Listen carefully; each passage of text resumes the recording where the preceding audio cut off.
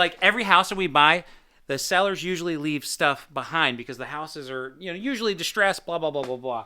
This one's no exception. And it seems like I have a track record of finding disgusting refrigerators and surprises there. So let's open this up.